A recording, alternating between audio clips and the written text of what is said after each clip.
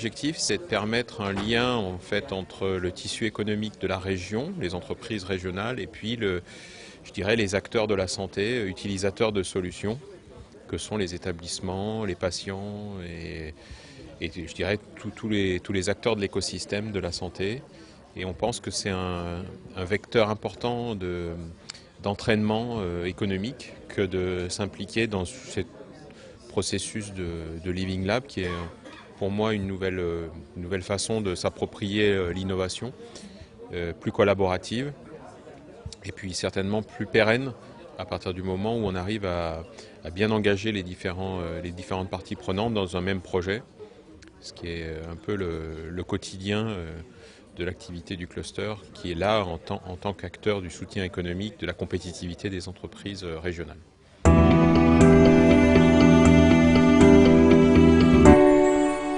Alors, les acteurs mobilisés en général sont des acteurs donc,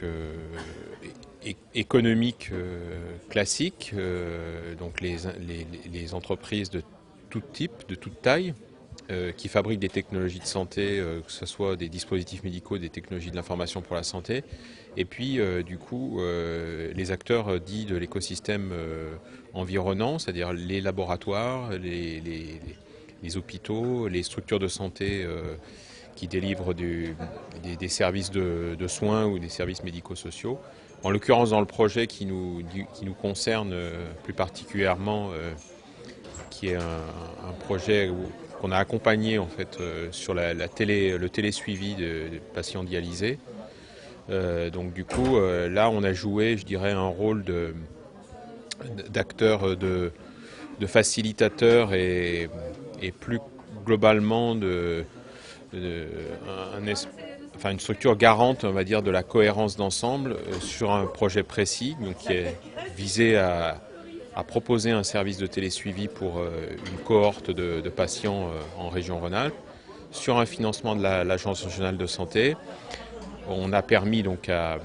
la structure de santé qui s'appelle Calidial et à des opérateurs économiques, donc des entreprises, de pouvoir les accompagner dans le montage d'un projet en mode Living Lab, avec un impact fort en termes de retour sur investissement, parce qu'il y avait des contraintes sur le financement restant à charge du patient, et puis surtout des contraintes sur la pérennisation du service passé la phase d'expérimentation. C'est ce qui est intéressant dans l'approche Living Lab, c'est que je dirais, il y a une prise de risque conjointe et partagée des différentes parties prenantes. Et puis ces parties prenantes se mettent dans un mode expérimentation, et on essaye d'en retirer des enseignements, et en particulier sur la capacité après à pas dire de commercialiser, mais pour l'entreprise si commercialiser, et puis pour la structure de santé de rendre ce service nouveau opérationnel dans le temps.